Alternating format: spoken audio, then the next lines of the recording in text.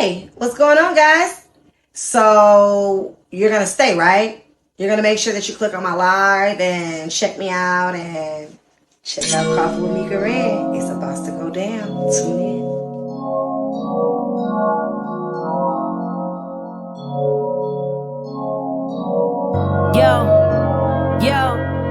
Yo, it's time to wake up. Yo, I said it's time to get up. Good morning, good morning. It's Coffee with Mika Wren. Good morning, good morning.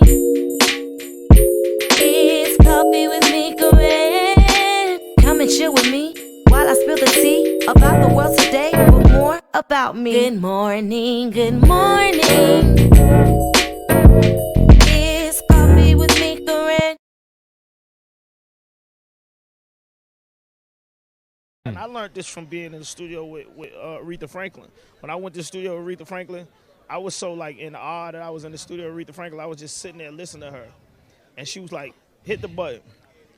And I hit the button. And she was like, you gonna tell me to do anything? And I said, you're Aretha Franklin. I mean, what can I tell you to do? It sound right to me. She's like, listen, I didn't tell you to come to Detroit to record my vocals for you to just sit here and listen to me. I could go home and cook right now. These are her exact words. She said, if you ain't gonna tell me nothing, then why do I have you in Detroit producing my record? And that's when I realized what I was supposed to be doing. Like, regardless if a person get mad at me telling them what I want to say, that's my job. Yeah, it's you know, a lot of people were so surprised. Rick Rubin went viral a few years ago because he said, I'm here for my taste. Yeah. You know what I'm saying? That's how I make records too. I don't care what you think. I don't care what he think. I don't care what nobody think. If I don't like it, it ain't coming out. Car shop owner this evening is apologizing after one of his employees' comments about Juneteenth has sparked backlash. The incident was also caught on camera. It led to one customer walking out and demanding her car back. WRAL's Flynn Snyder talked with the shop owner about what happened. It started Wednesday when a customer in the waiting area at Synergy Auto Care asks, why are the banks closed tomorrow? An employee behind the desk replies, Juneteenth. New holiday they did a few years ago. leading to this comment from the customer. Okie dokie then. That's when another employee says, I know, right? Immediately, a black woman sitting in the waiting area starts to walk out, appearing upset over the exchange. Pull my truck around, please. Pull my truck around and give me my keys to my truck. Seconds after the customer leaves, a third customer in the waiting area asks, What is Juneteenth? Exactly. Nobody really knows, but I think it's something to do with reparations. Once word spread about the incident, the shop's owner, Josh Doherty, posted the footage online to explain what happened. He quickly removed the post and his business's Facebook page after receiving fierce backlash. What did your staff member mean by "I know right" in response to that customer?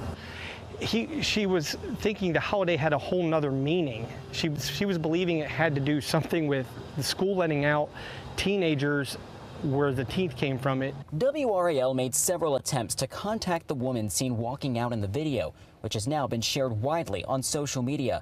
Her relatives told us she was unavailable for an interview. Several accounts have voiced support for the woman. "Thank you for standing up for us at that shop, love," said one commenter.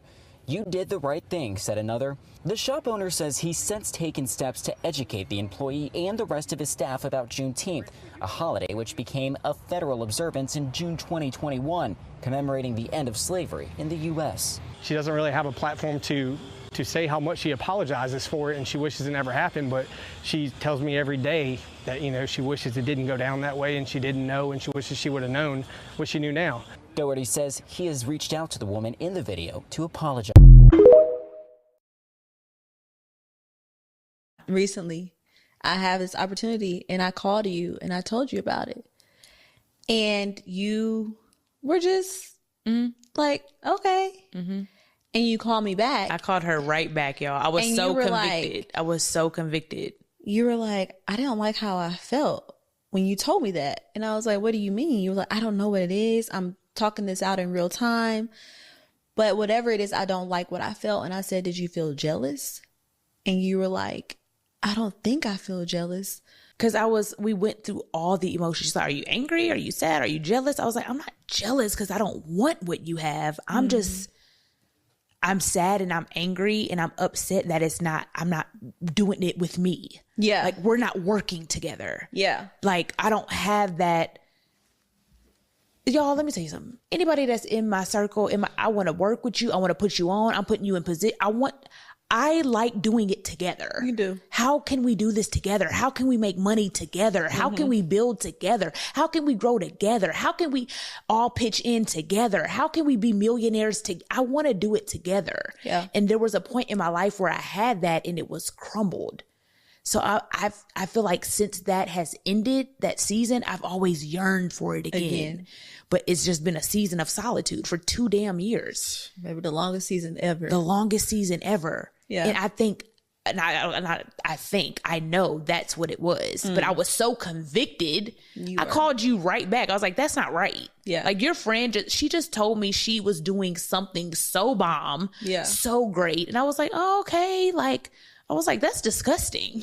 Yeah. This has to get out of my heart. For sure. Like, what? But if we just did that, nobody's looking for the perfect friend. Man. I just want my friends to be aware. And honest. I'm okay if you feel a little jealous. Address it and fix it.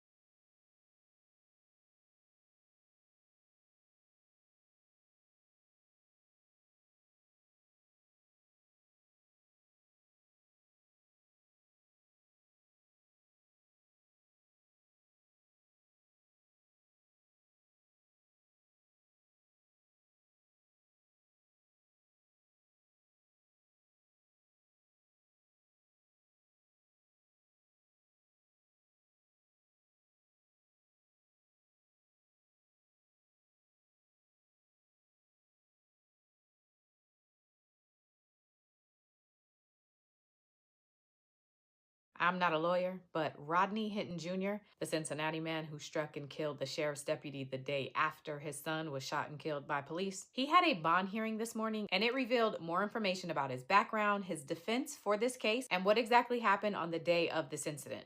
So let me catch you up. First of all, there was some chaos as Rodney was walking into the hearing, but the video quality is not the best, so just bear with me, but watch and listen to this. Mr. Bennett, at the prior hearing before today. Have a seat. Have a seat. Have a seat, sir. Sit down.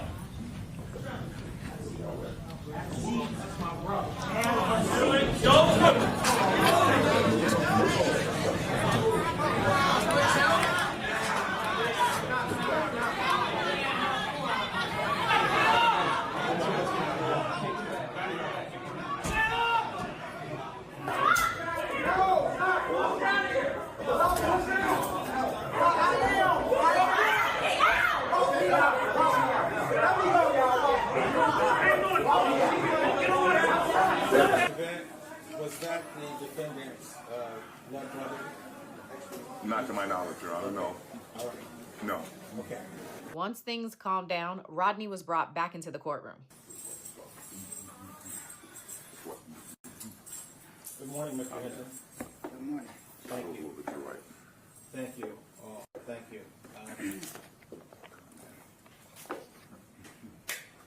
And then the hearing actually began.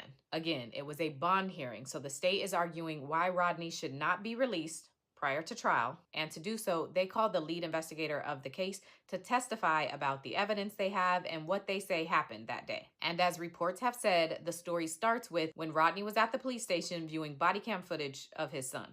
He had been coming from 801 Lynn Street, which is where the Cincinnati Police Department's Criminal Investigation Section is located. Okay, and is that abbreviated CIS? It is. He was at CIS to meet with CPD officials to review body-worn camera footage related to an incident that had occurred the day prior. His son had been shot by a Cincinnati police officer. Approximately what time did he view that video? Shortly after 9:30 that morning.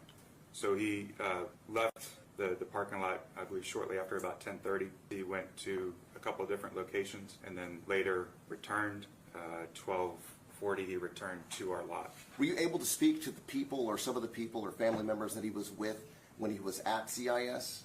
They said that he was upset, was agitated, and they were concerned enough about his emotional state that they did not want him driving, which is why the first time that he was there, when he left, he actually left with family members, not driving the car that he had driven to that location. So just to make sure you're following, Rodney left the police station around 10:30 a.m. after viewing the body cam footage of his son. He had driven to the police station, but he was so distraught that his family members made him leave his car at the station, and then they drove him home. About 2 hours later, so around like 12:30, Rodney comes back to the police station and drives his car alone.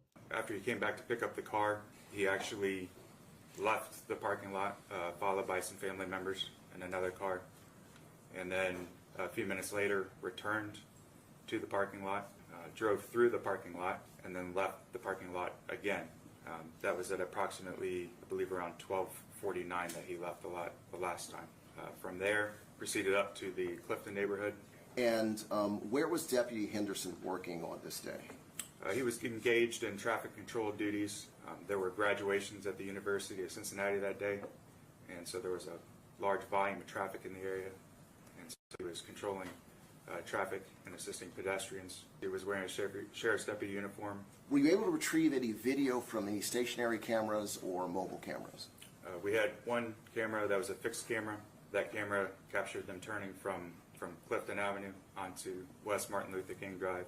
We also had the opportunity to view camera from a vehicle that was in traffic, and it did capture the incident. Okay. From here, the investigator walks through what he says Rodney did after he spotted Sheriff Larry Henderson on that street corner. He pulled into that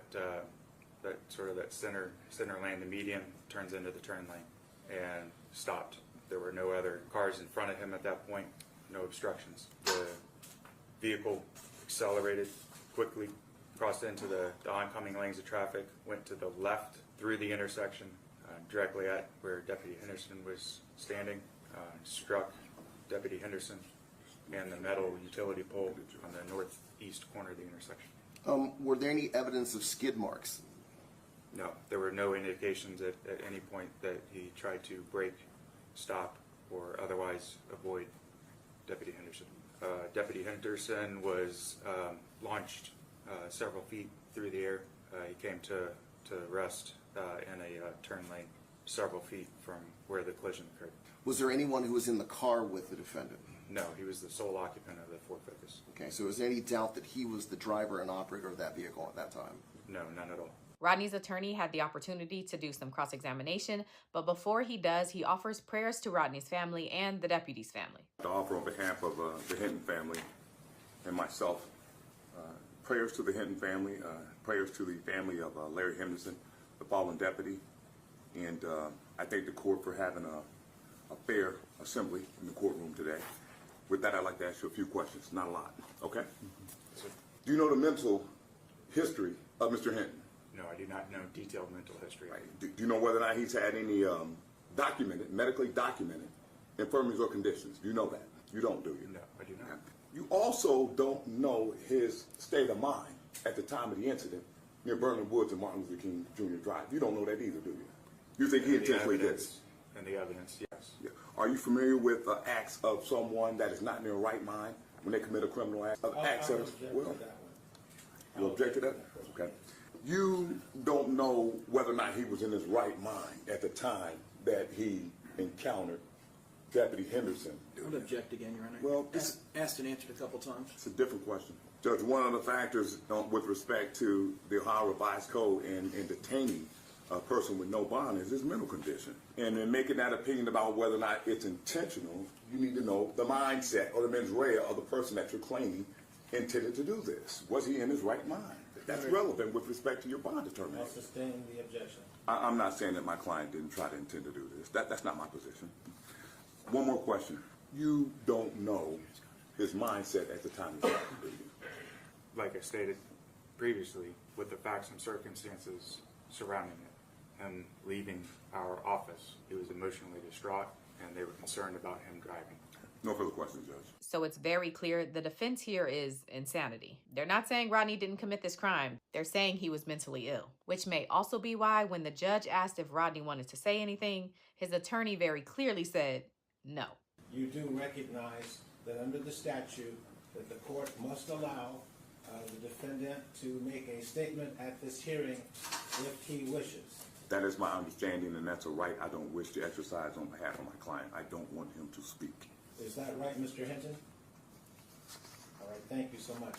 In closing, the state says that Rodney should be denied bond because he continues to pose a risk to other law enforcement officers, the community, and himself. And they also go over his prior criminal history. So, Your Honor, in 2017, there was a domestic violence charge where the defendant pled guilty to disorderly conduct. In 2019, there was an assault conviction out of Hamilton County.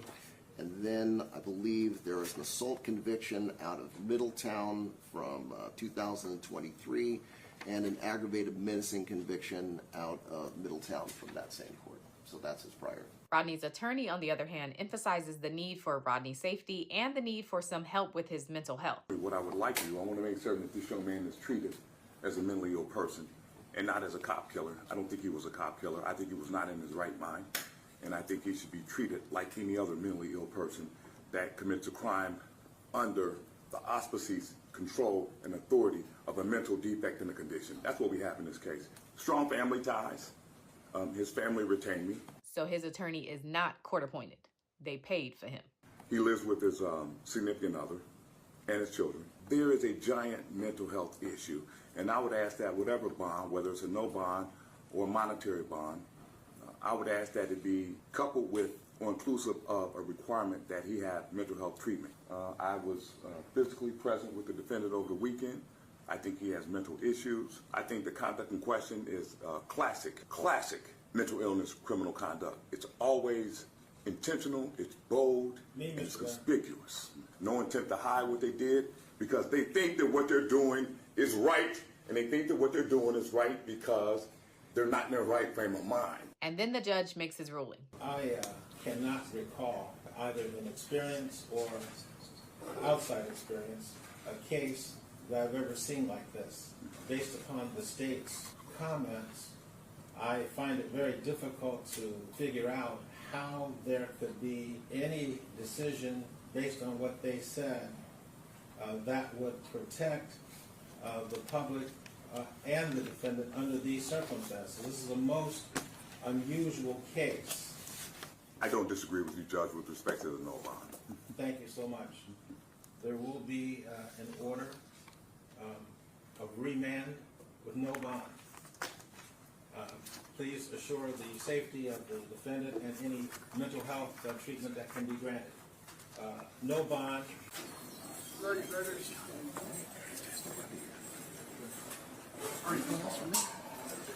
This is a terrible case. I'm not a lawyer, but a verdict has been reached in the trial of the 3 officers who were charged with killing Tyree Nichols back in 2023.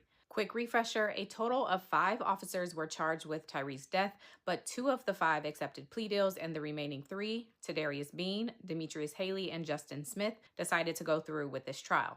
They were facing a total of 7 charges, including second-degree murder, aggravated kidnapping, aggravated assault, and official misconduct for participating in the beating of Tyree and for not intervening while other officers were beating him. Reports say that it was an all-white jury for this trial, and they found all 3 of the officers not guilty on all charges. State of Tennessee versus Tadarius Bean, Demetrius Haley, and Justin Smith. The verdicts read as follows. Count 1, second-degree murder. We, the jury, find the defendant, Tadarius Bean, not guilty. We, the jury, find the defendant, Demetrius Haley, not guilty. We, the jury, find the defendant, Justice Smith, not guilty. Count 2, aggravated assault, acting in concert, Tadarius Bean, not guilty. Demetrius Haley, not guilty. Justin Smith, not guilty. Count 3, aggravated kidnapping with bodily injury, Tadarius Bean, not guilty. Demetrius Haley, not guilty. Justin Smith, not guilty. Count 4, aggravated kidnapping with a deadly weapon, Tadarius Bean, not guilty. Demetrius Haley, not guilty. Justin Smith, not guilty. Count 5, official misconduct, unauthorized exercise of official authority, Tadarius Bean, not guilty. Demetrius Haley, not guilty. Justin Smith, not guilty. Count 6, official misconduct, refraining from performing a duty, Tadarius Bean, not guilty. Demetrius Haley, not guilty. Justin Smith, not guilty. Count 7, official oppression, Tadarius Bean, not guilty. Demetrius Haley, not guilty. Justin Smith, not guilty. Mr. Bean, Mr. Haley, and Mr. Smith, the jury of your peers have found you not guilty on all charges with these matters. The court will enter the judgment sheets accordingly, and this will conclude your matter that's before the court. Good luck. Thank you all. Thank you. Thank you. Thank you. Go ahead and adjourn. All rise. Brooke County Judge, 9 o'clock tomorrow morning. So these officers have been acquitted on all of the charges for this state trial, but they were convicted on a few of the charges in the federal trial, so they still will be facing time. That sentencing has not happened yet. But again, they have been acquitted on all of the charges for this state trial regarding the death of 29-year-old Tyree Nichols. My nigga, I'm the biggest. I don't give a fuck who you sit next to. I don't care if it's Charlamagne, nobody else. I'm the biggest. So I'm going to give you the grace to correct what you even tried to say about me today. Tomorrow, I'm violating. I promise you. I swear to God, I'm violating. Everything about you, your family, everything. Please don't lie on me. I don't like lies. So let me just keep it like this for today. Tomorrow, I'm crashing out on you. I promise you. You, if you got a kid, your daddy, your husband, I don't care. I'm not going to take no disrespect, especially from you. Promise you. Charlamagne can't stop me. Nobody could stop me. I'm just say this right now. I don't fuck with you industry niggas. Ask your nigga Charlamagne, because that's who I am. So I'm respectfully gonna give you 24 hours for you to figure out what I lied about. And I want you to tell me what I lied about. Because when I call you out of your name, your mama, your daughter, your grandma, your dead people, I don't want nobody to say, Ak, why are you doing that? Because when you say I lied, what did I lie about? I lied about what? I need to know. What did I lie about, Mrs. Lauren LaRosa? What did I lie about? I've never said that Kendrick. Nigga, I watched Kendrick's show when he did his first show. I never went there. I said, this shit kind of look all right. This shit kind of look popping. Nigga rapping every word. This shit went viral. What did I lie about, man? Your Fruit Jams in the chat. What up?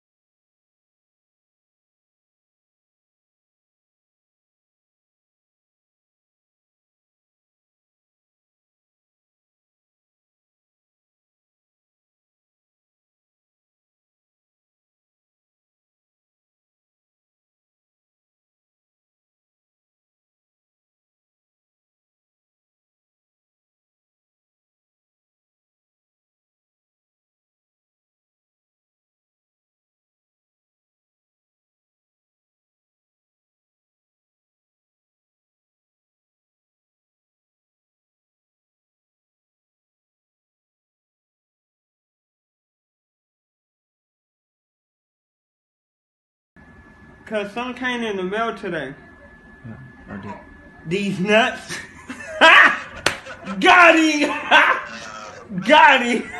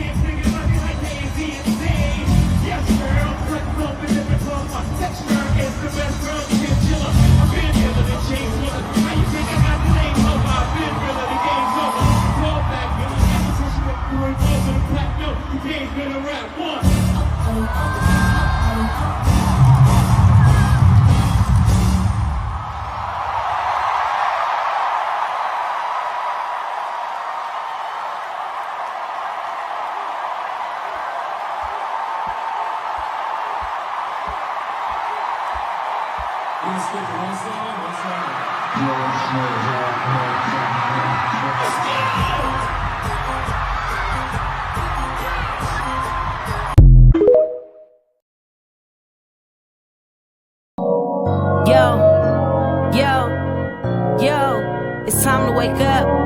Yo. I said it's time to get up. Good morning, good morning. It's coffee with Mika Wren.